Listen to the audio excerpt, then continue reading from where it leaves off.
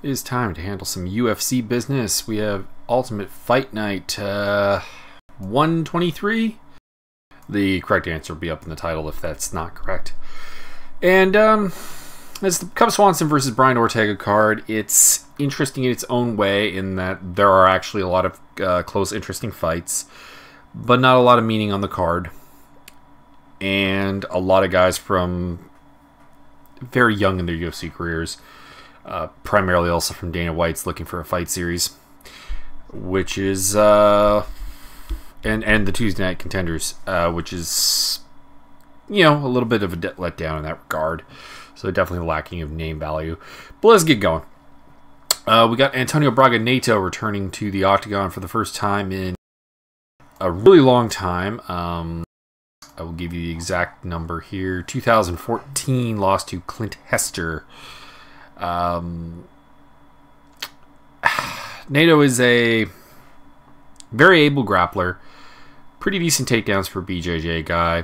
He's got a wild and willing stand-up that is probably not suited to winning fights particularly. And he's up against Trevin Giles, who has a good wrestling base to go on. Pretty athletic. Hasn't really beaten anyone yet of significant stature. Even his debut in the UFC against James Bochnovic is not a particularly noteworthy win. That being said, I think that when you couple in NATO's long absence from the UFC and fighting in general, probably suggests a ponderance of retirement, and historically when fighters talk about retirement or start thinking about it, it's a bad sign. Or if it was injuries, NATO's at the age where that's a huge setback if you're out that long with injury. So I'm going to go with Trevin Giles by decision. He is more of a finisher. 9 of his 10 wins by finish. But I don't see him subbing Neto, who is, as stated, a very good grappler. And I think that he's going to have to be wary enough of a pretty tough Neto. It's always a thing he's had in his back pocket. Being too dangerous for him to get too tremendously aggressive pursuing the finish. So Trevin Giles by decision. Davi Ramos versus Chris Grutzmacher. I go with Ramos. He is what you want from a BJJ standout. He is a fantastic grappler, very athletic. That being said, losses to Sergio Moraes and David Rickles have to very much dampen the spirits of him. He's not the smartest fighter in the cage, but we're talking about a hefty athletic advantage he has over Grutzmacher. Theoretically, a very, very deep grappling advantage over him as well. Grutzmacher is not a world-beating striker by any means. He kind of likes to fight you on all areas. So I'm going to go with Ramos by submission. The other thing is Grutzmacher's also been tapped a couple times. So Ramos by submission. It's a test to see just how intelligent he is. Can he fight to a game plan, utilize an opponent's weaknesses and his own strengths, which he did not do against Sergio Moraes, and hopefully get the job done. Yuri Alcantara versus Alejandro Perez. This is an interesting dichotomy of fighting, really. Perez is physically somewhat of a limited fighter. Very, very tough, not unathletic, but nothing particularly great in terms of strength, explosiveness, power, speed, those kind of God-given gifts or evolution-given gifts, however you want to look at it. Alcantara, kind of the opposite. He has all the physical tools you would really want, but getting older and a guy who relied a little bit probably too heavily on them and is starting to fade kind of badly. That being said, I'm going to go with Alcantara to win decision here. I look at what Perez has generally failed to do. It's not how people beat Alcantara. Alcantara tends to get beaten via getting blown out of the water and finished and exploited in some way of his physical detriment in recent times. And Perez struggles to win, split decisions over just about anyone he fights. So I'm going to go with Alcantara to win a close fight, but by decision, maybe split. Frankie Saenz versus Murad Daviligi. I'm not good with Georgian names. I apologize. I'm going with Saenz by decision. Murad is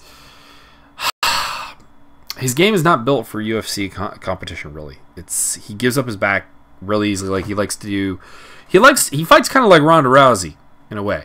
You know, it's a lot of I'm gonna get you in a headlock and just kind of throw you. But in men's MMA, the tendency is you get your back taken off of that.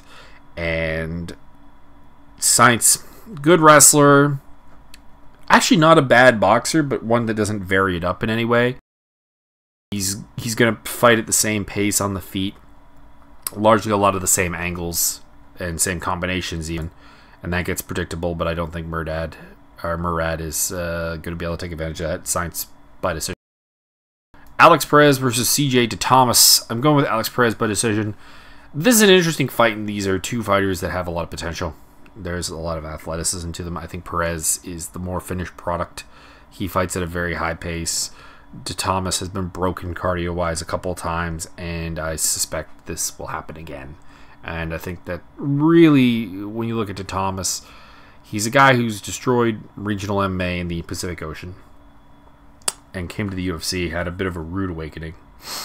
And I think that's going to continue until he finds something new in his training path to really advance his game, because there's a lot of layers missing in what he's got. Then we have Luke Sanders versus Andrei Sukumath. Looking forward to this fight because these two are the complete opposite of one another. They're both physically very talented fighters, fairly well-rounded even. Sukumath, though, fights at a deliberate slow pace, very safe, but safe to the point where he's passing up opportunities to actually finish fights. And Luke Sanders fights at such a banshee, reckless pace that it leaves a lot of openings to get finished.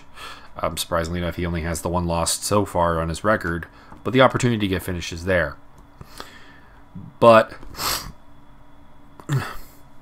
as stated, the safe approach of Sukumath, sorry, I got a little bit of a stuffy nose.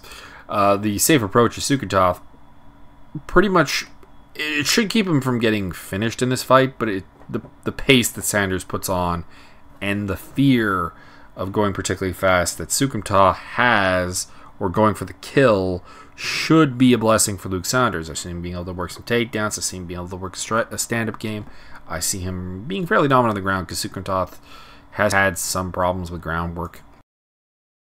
So yeah, I'm going to go with Luke Sanders to win a decision here, but that should be a good fight. On to the fight that I'm not looking forward to. Liz Carmouche versus Alexis Davis. I'm going with Carmouche fairly easily. Granted, Alexis Davis has beaten her before, so that does seem odd. But Alexis Davis looked pretty bad against Cindy D'Amboise in her last fight. And Cindy D'Amboise is not a particularly good fighter.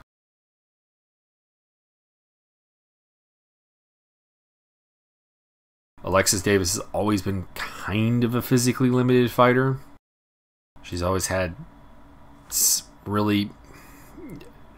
She's not particularly strong, not particularly fast. She's durable. She's mentally tough. You know, she does, like I said, does have the win over some very good fighters. Sarah Kaufman, Liz Carmouche, Jessica Ai, Rosie Sexton, Shayna Baszler, Tanya Evinger, twice, actually. And the losses she has are all to pretty damn competent opposition. Kaufman, Tara LaRosa, Baszler, Elena Maxwell, Kaufman again, Ronda Rousey, Sarah McMahon. Which, it makes the fight seem a lot more competitive than I really think it is. It's just what it comes down to. I'm going to take Carmouche. More powerful, much better stand-up. Alexis Davis' stand-up is bad. And I don't really foresee Davis being able to get a lot of takedowns on the current version of Liz Carmouche that is in existence. So, gonna go with Carmouche in this one, but never. I guess you never know. Albert Morales versus Benito Lopez. I'm going with Morales. These two are very, very similar. High-volume strikers, very athletic, dominant on the regional scene, an underdeveloped regional scene in some ways, and now going in there, Morales has had the UFC experience, the wake-up calls. His game has been developing, whereas I think Lopez is kind of where Morales was when he came to the UFC. So I am going to go with Albert Morales to TKO Lopez at some point in this fight. Probably second round. Another pretty easy fight is Eric Anders versus Marcus Perez. I'm going with Anders to win basically an early stoppage, first or second round, TKO probably. Perez, very hittable on the feet. Not a great takedown artist by any means. Fairly good grappler. Has some nice names on his resume, but they're wins over guys very late in their career and very struggling. I'm looking at Ildemar Alcantara, the other Alcantara, Paulo Thiago. Undefeated, but a game that I just don't think will go very far in the UFC. And I think also the other problem, kind of similar to the game that Rafa Natal has, and Anders was able to deal with him quite easily. Anders is a fantastic athlete, very hard hitter. Very, very much a prospect to watch. And I don't think Perez can say the same thing. Daryl Horcher versus Scott Holtzman. I'm looking forward to this fight. It should be more or less a brawl. They're both fast-handed strikers. I think the difference is that Horcher has a game plan of what he wants to do. He can adapt on the fly, whereas I think Holtzman's kind of a robot in the sense of striking. He's going to throw a combination. If that happens to be something you step into, so be it, but he's not going to adjust to what you're doing. Horcher, I think, can do that, which puts him a step ahead of Holtzman, even if I think Holtzman probably the better athlete, probably the long-term better fighter.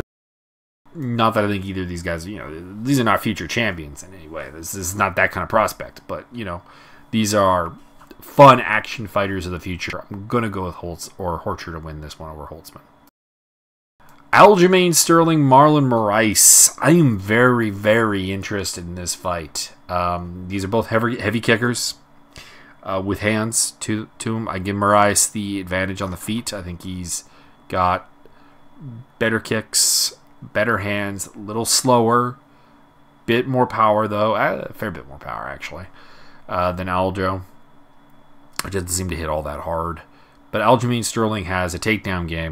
And we've seen Moraes get taken down by both Rafael Sankow and by John Dodson. And that's not terribly impressive. He was hard to take down on the in WSOF, where he was before the UFC. But his kick-heavy style leads to him potentially getting taken down a lot. It's actually a lot of the same problems we had to say about Aljo. The only difference is that Ajamain Sterling is one of the premier grapplers in the division. I see those takedowns being the difference. I think the stand-up exchanges are going to be highly interesting, but I think Moraes at points is going to end up on his back, Aljo on top, stealing some valuable control and damage off of that as well. So Ajamain Sterling by decision. Jason Knight, Gabriel Benitez. I don't really see what Gabriel Benitez has for Jason Knight. He's a fairly well-rounded fighter. I mean, that sounds very harsh, but a fairly well-rounded fighter. But Jason Knight, much improved boxing game, super, super tough. Actually, a very good, came in as a guard player, as a rubber guard kind of guy. Takedowns have gotten some better. Like the Jason Knight, truly a transformation during his time in the UFC. I'm going with Knight by decision, though I could see him TKOing Benitez as well, who has been finished a couple of times. But I'm going to say that this one probably goes the distance. Cub Swanson versus Brian Ortega. It's an interesting fight. Brian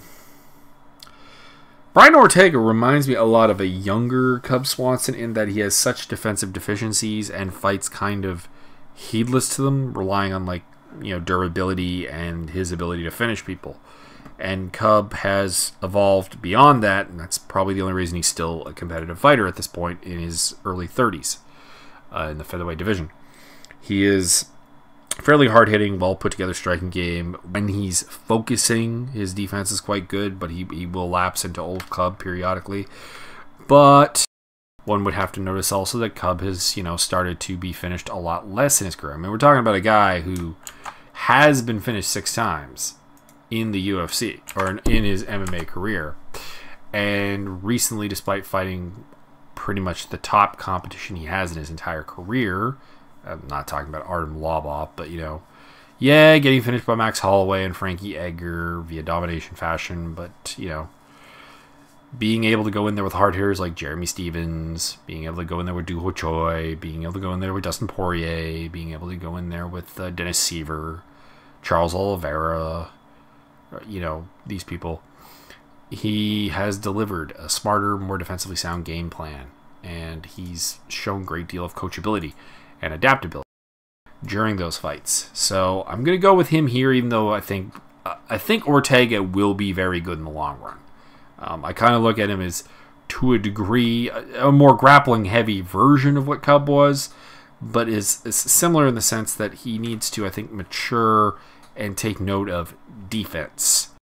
Admittedly, I thought that the Renato Moicano fight would be the thing to do that, and it largely was, because we've seen, like, Ortega, for a guy who is undefeated in the UFC, I don't know if he's actually won a round in the UFC, like outside of getting finishes. I'm fairly convinced that he's lost every full round he's had. So there is that. I'm taking Cub by decision over the course of 5 rounds. The opportunities to get the finish will be there, but I don't think they'll be as plentiful enough for Ortega to make up for the fact that Cub is that wily veteran that I just don't think Ortega is quite ready for yet.